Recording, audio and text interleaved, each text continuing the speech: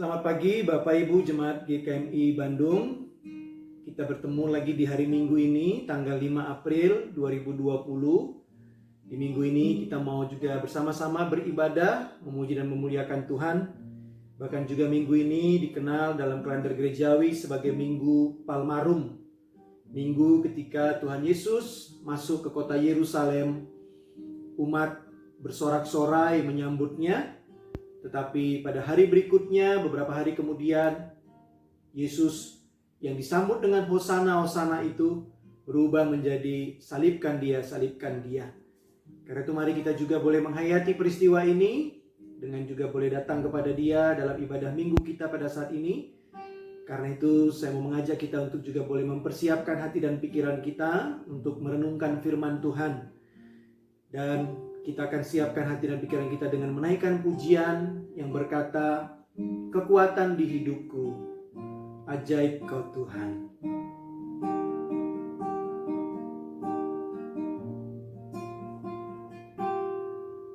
Kekuatan di hidupku, ku dapat dalam Yesus. Dia tak pernah tinggalkanku, setia menopangku, berseru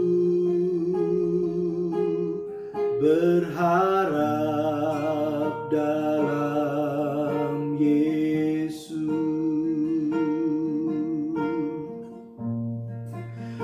Ajaib kau Tuhan, penuh kuasa, sanggup pulihkan keadaanku.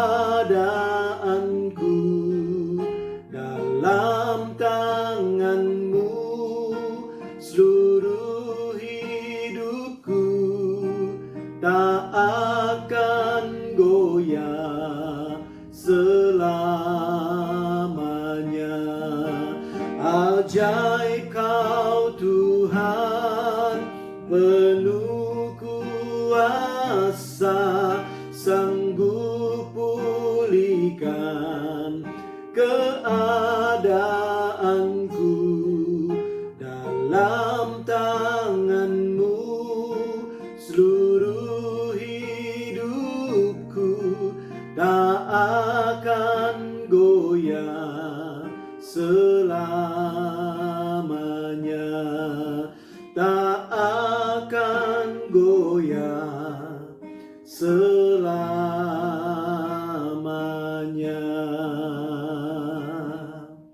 Mari kita bersatu di dalam doa. Bapa di dalam surga, Bapa yang kami sembah di dalam nama Tuhan kami Yesus Kristus, kini Tuhan di hari Minggu ini juga kami mau membaca dan merenungkan firman-Mu. Biarlah Roh-Mu yang kudus itu juga sungguh menerangi hati dan pikiran kami, sehingga firman yang kami juga boleh renungkan ini menjadi satu inspirasi yang mendalam dalam kehidupan kami, terlebih lagi dalam situasi yang masih berkecamuk hingga saat ini. Di dalam nama Tuhan kami Yesus Kristus kami berdoa dan memohon. Amin. Bapak Ibu Jemaat GKMI Bandung yang terkasih dan mengasihi Tuhan kita Yesus Kristus, pada minggu ini firman Tuhan yang akan kita baca dan dengarkan permenungannya diambil dari Injil Matius pasal yang kelima. Injil Matius pasal yang kelima ayat yang ke-10 sampai dengan ayat yang ke-12. Mari kita siapkan Alkitab kita boleh membuka dari Injil Matius pasal 5 ayat 10 sampai 12. Saya akan bacakan kepada kita sekalian. Beginilah firman Tuhan yang sampai kepada kita di pagi hari ini. Berbahagialah orang yang dianiaya oleh sebab kebenaran, karena merekalah yang empunya kerajaan surga. Berbahagialah kamu jika karena aku kamu dicela dan dianiaya dan kepadamu difitnahkan segala yang jahat. Bersukacitalah dan bergembiralah, karena upahmu besar di surga, sebab demikian juga telah dianiaya nabi-nabi yang sebelum kamu. Sampai sejauh itu pembacaan firman Tuhan, berbahagialah kita yang mau setia membaca, merenungkan, dan terlebih lagi juga kita mau setia untuk melakukan firman Tuhan tersebut di dalam seluruh kehidupan kita setiap saat. Bapak, Ibu, Saudara, dan Saudari, kalau kita ditanya pada hari ini dengan sebuah pertanyaan kepada kita, apa yang menjadi sumber sukacitamu? Kalau ada orang yang bertanya kepada kita, kepada saya, kepada Bapak Ibu, apa yang menjadi sumber sukacitamu? Nah, kira-kira kita akan menjawabnya apa?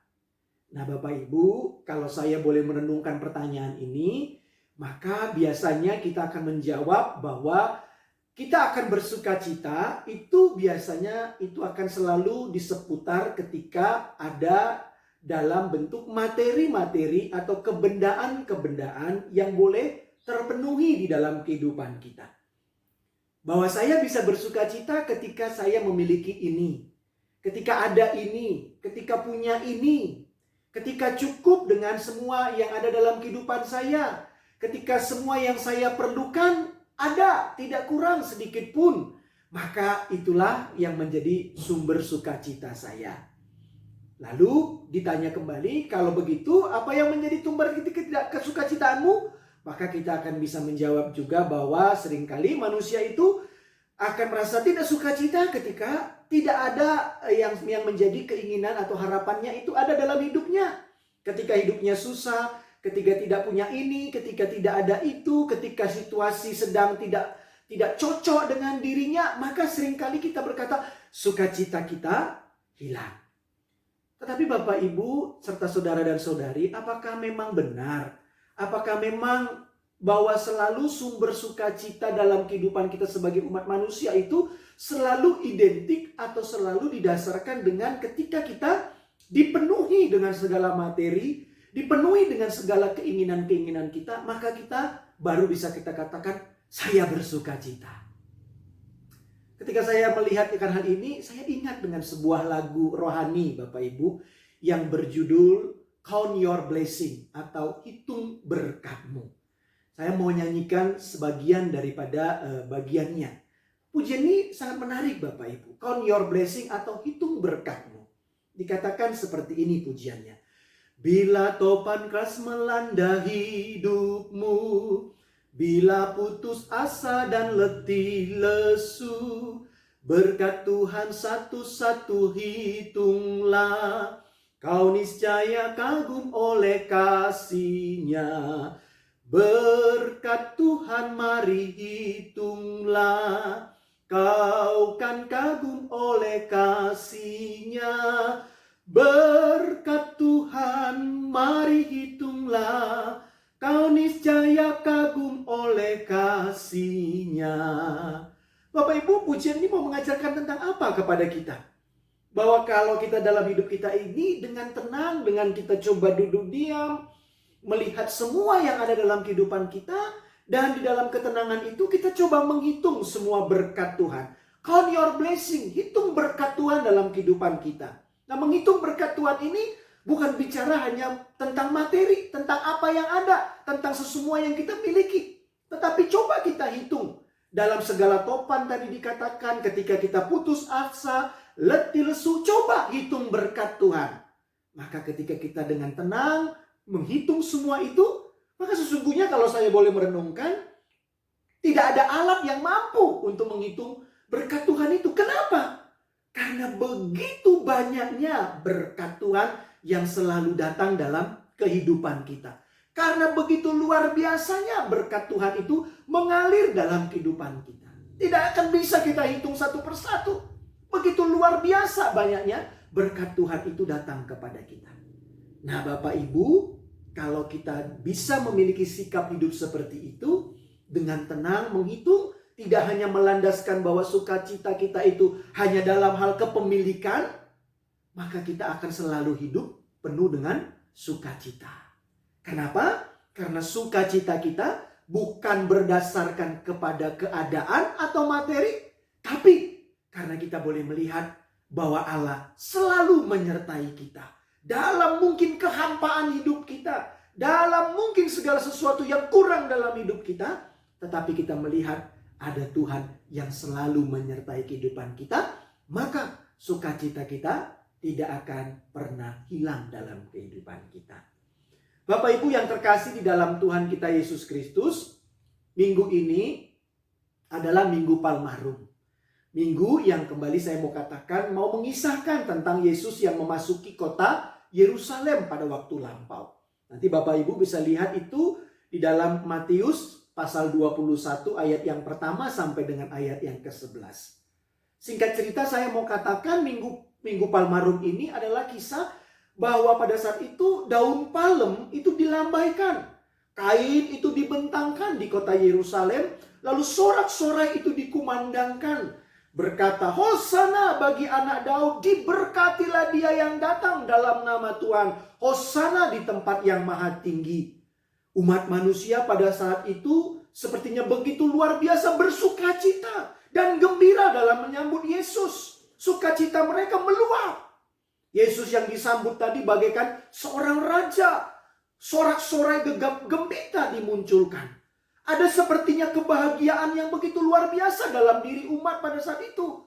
Ada harapan yang begitu besar yang diletakkan dalam diri Yesus. Yesus akan memenuhi segala apa yang mereka rindukan ketika Yesus masuk ke kota Yerusalem. Dan kerinduan mereka itu sepertinya hanya satu, yaitu bahwa Yesus akan bisa menjadi Daud. Seperti yang kedua, Daud yang menghasilkan kerajaan Israel yang agung, yang mulia itu.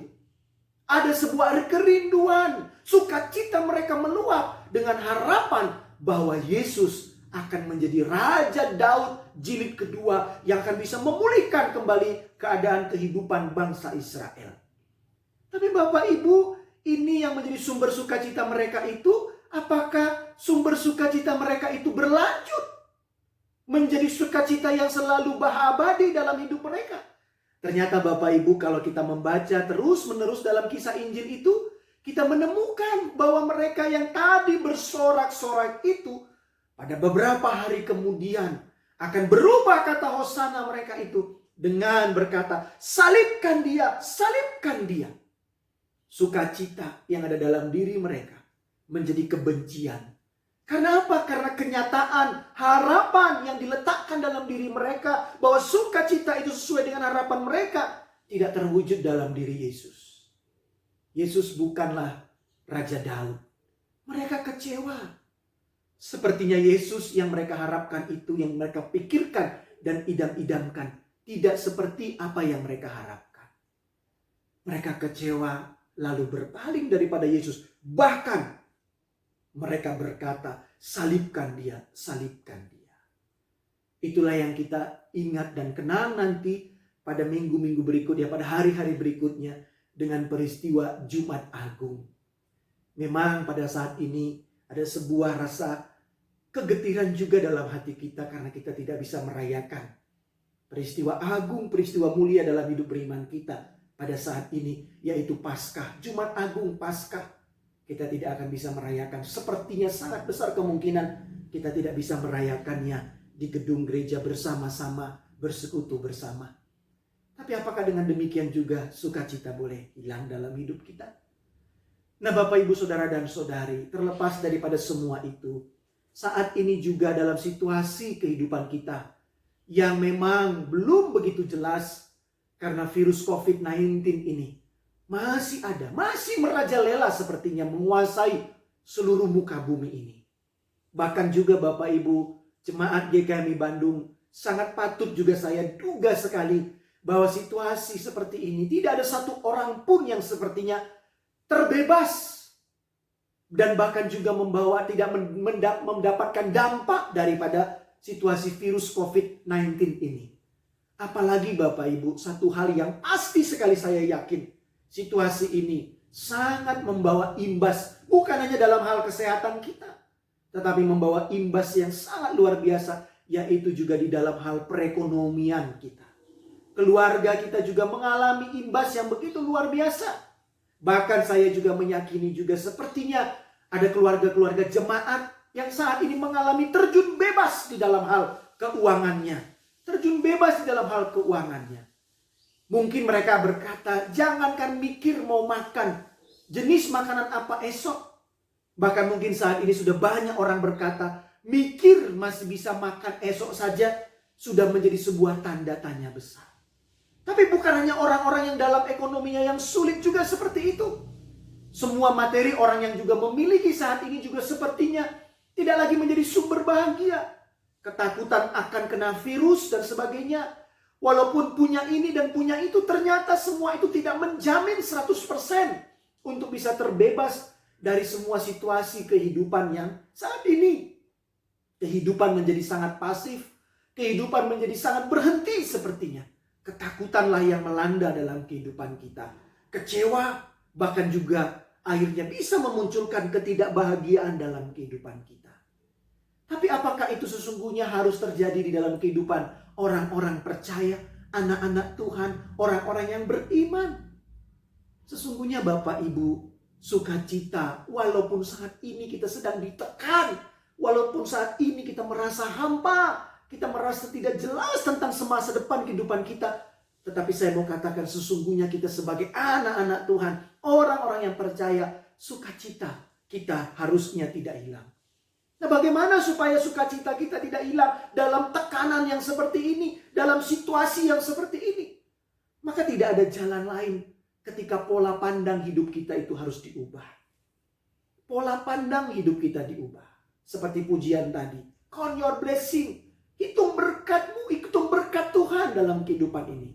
Nah, untuk menghitung berkat Tuhan itu, maka cara pandang kita harus diubah. Sukacita kita tidak terletak atas dasar keinginan-keinginan kita. Kebahagiaan kita bukan terletak pada apa yang bisa kita raih, apa yang kita miliki. Tetapi kebahagiaan kita dengan cara pandang hidup baru, maka pandangan hidup kita itu juga membuat sukacita kita tidak menjadi hilang.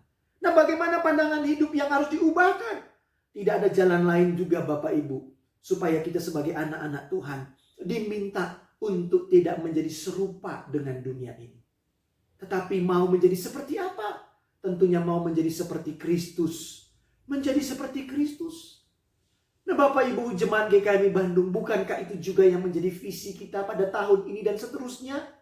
Dalam masa pengembalaan yang saya coba terima dalam kehidupan berjemaat di GKMI Bandung ini, kita mau berkata, seringkali kita berkata, kita mau menjadi seperti Kristus. Ini adalah sebuah panggilan yang mulia dalam kehidupan kita. Nah, bagaimana kita bisa menjadi seperti Kristus adalah ketika kita memiliki pandangan hidup yang baru.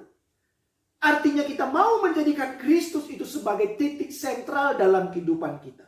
Titik sentral dalam kehidupan kita berarti apa? Melihat, merasakan, dan menjalani kehidupan ini. Bukan lagi berdasarkan sudut pandang kita. Bukan keakuan kita. Tetapi berdasarkan kehendak Dia. Kehendak Tuhan. Nah, bagaimana hidup yang berdasarkan kehendak Tuhan Bapak Ibu? Paling tidak ada 3 hal yang bisa saya sampaikan pada saat ini.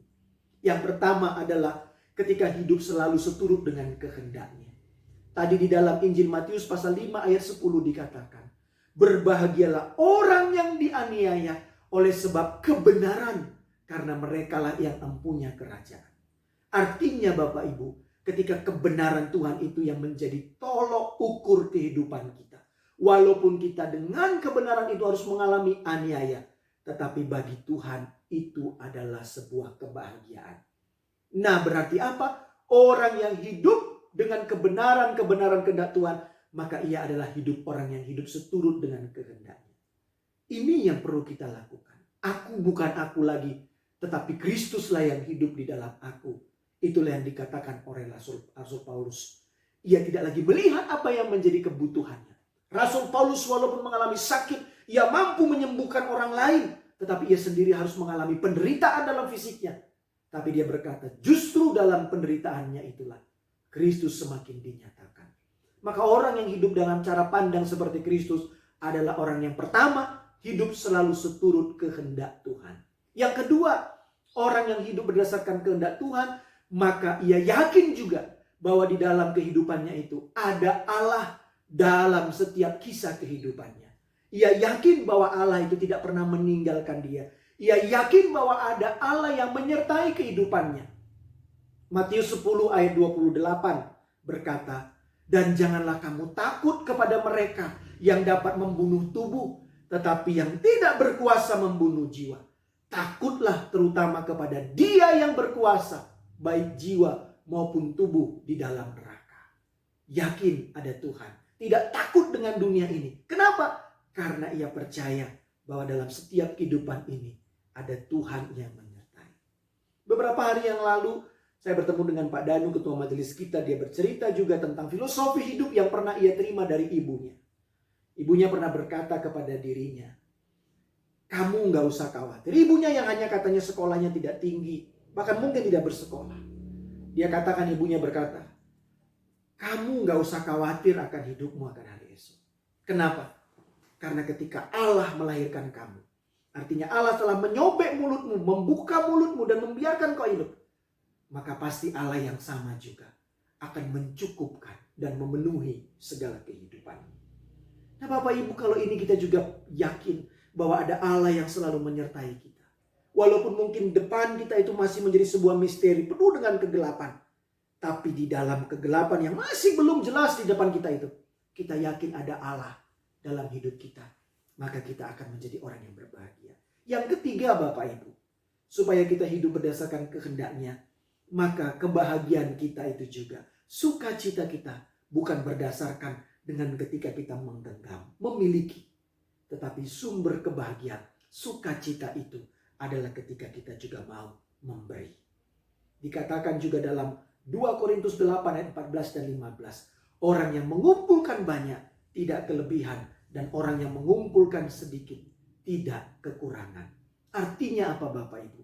Bahwa juga kalau kita belajar hidup seturut dengan kehendak Tuhan, kita mau berbahagia dalam kehidupan ini, maka kita juga tidak hanya mementingkan diri kita, tapi kita juga mau melihat saudara-saudara kita. Nah Bapak Ibu jemaat GKMI Bandung, saya tahu tadi katakan bahwa saat ini jemaat GKMI Bandung tidak semuanya cukup secara ekonomi. Pasti juga ada punya kekurangan. Ada orang yang sangat takut juga dengan hari esoknya. Karena itu saat ini juga menjadi sebuah panggilan kita bersama juga. Apakah kita juga menyadari ada saudara-saudara kita yang membutuhkan uluran tangan kita. Ayo kita juga saling membantu, menolong mereka di dalam kehidupan ini. Karena juga ketika kita memberi, maka itu juga sesungguhnya menjadi kebahagiaan dalam kehidupan kita. Karena kita sudah seperti mau belajar seperti Kristus. Yang Dia adalah Allah. Ia tidak mau hanya bersemayam di tahta kemuliaannya. Tetapi ia mau datang ke dunia ini. Dan ia memberikan hidupnya demi umat manusia. Dan itu adalah kebahagiaannya yang sejati. Bapak, Ibu, Saudara, dan Saudari. Mungkin Bapak Ibu punya Alkitab. Dan di belakang Alkitabnya ada peta. Peta Alkitab Bapak Ibu. Nanti bisa coba dibuka. Saya mau mengajak kita memberikan sebuah analogi. Supaya juga menjadi sebuah sukacita dalam kehidupan kita. Kalau kita lihat di peta itu. Ada Bukit Hermon, ada Danau Galilea. Lihat petanya. Ada Bukit Hermon, ada Danau Galilea. Lalu di bawahnya ada Laut Mati. Tahukah Bapak Ibu? Di mana Yesus banyak melayani. Yesus banyak melayani di Danau Galilea. Danau Genesaret. Danau Tiberias atau bahasa yang lainnya.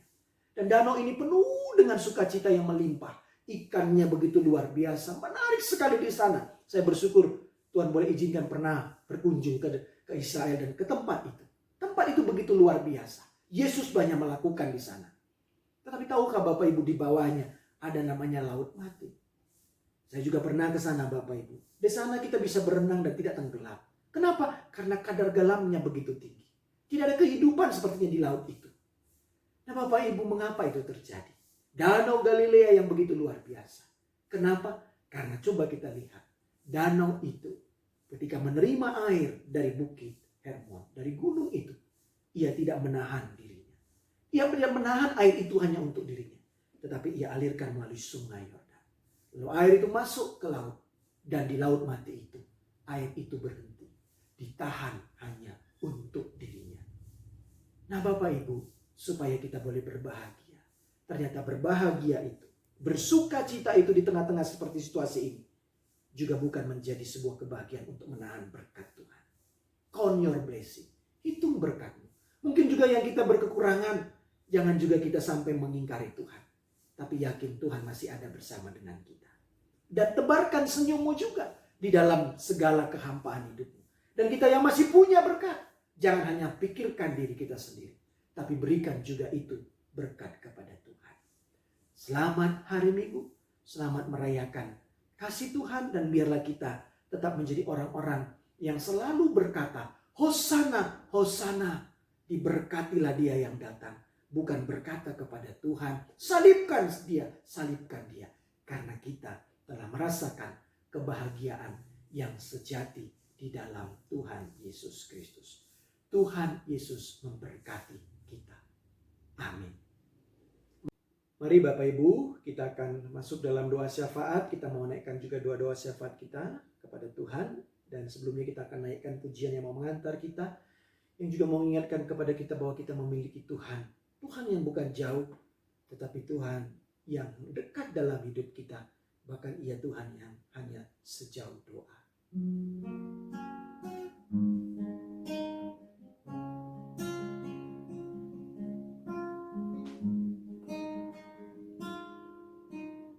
Bila kau rasa gelisah di hatimu, bila kelam kabut tak menentu hidupmu, ingat masih ada seorang penolong bagimu. Yesus tak pernah jauh darimu. Bila cobaan membebani hidupmu, bila sengsara melemahkan hatimu, bila Yesus datang meninggalkan dirimu, Yesus selalu pedulikan kamu. Berseru memanggil namanya, berdoa dia akan segera menghampiri dirimu. Percaya dia tak jauh darimu. Yesus hanya sejauh doa. Berseru memanggil namanya, berdoa dia akan segera menghampiri dirimu. Percaya dia tak jauh darimu. Yesus hanya sejauh doa. Yesus hanya sejauh doa. Mari kita berdoa. Bapa di dalam surga, kami berdoa Tuhan untuk keadaan dunia ini hingga saat ini yang masih dalam keadaan carut marut, khususnya dalam situasi virus yang masih melanda. Kami mohon Tuhan tetap belas kasihan-Mu. Kami percaya Tuhan dalam semua peristiwa ini Engkau ada bersama dengan kami. Dan bahkan keberadaan-Mu itu bukanlah keberadaan yang pasif, keberadaan yang diam. Tetapi kami percaya keberadaan-Mu juga adalah keberadaan yang turut bekerja dalam menolong kami. Karena itu Tuhan, biarlah kami tidak takut, tidak gelisah dalam semuanya ini. Tapi kami tetap percaya kepada Engkau ya Tuhan. Karena itu juga kami berdoa Tuhan untuk seluruh pemimpin-pemimpin bangsa kami ini. Biarlah diberi hikmat, kemampuan dalam menyikapi semua situasi ini. Sehingga juga masyarakat tetap dalam keadaan tenang. Khususnya juga orang-orang yang memiliki kehidupan yang sederhana, kehidupan yang kecil, yang mungkin juga dalam ketidakmenentuan dalam hal ekonomi. Biarlah Tuhan dengan kebijakan-kebijakan yang ada, mereka juga dapat tertolong dan dapat juga dengan hidup nyaman boleh menjalani setiap hari-hari mereka. Tuhan, kami juga berdoa Tuhan untuk setiap para dokter yang menangani setiap korban-korban dari virus COVID-19 ini Tuhan. Kiranya Tuhan juga memberkati mereka, berikan kesabaran, berikan ketenangan. Dan biar juga para medis yang lain, perawat dan segala sesuatu diberi juga kekuatan yang lebih ekstra lagi. sehingga juga mereka terus boleh memberikan pelayanan-pelayanan yang terbaik. Kami juga berdoa Tuhan untuk setiap para ahli-ahli yang punya kemampuan dalam memiliki untuk melihat virus-virus ini Tuhan, biarlah mereka juga diberi kemampuan untuk mereka juga mampu menemukan antivirus, sehingga juga dengan demikian Tuhan setiap korban-korban yang ada ketika diberikan obat-obat tersebut boleh kembali sembuh ya Tuhan. Dan kami juga berdoa Tuhan untuk setiap kehidupan keluarga-keluarga yang ada Tuhan. Biarlah juga dengan peristiwa ini mereka tidak kehilangan sukacita yang daripadamu, tetapi kebahagiaan terus melingkupi mereka. Karena Tuhan, kami tahu juga Tuhan Kau ada bersama dengan mereka.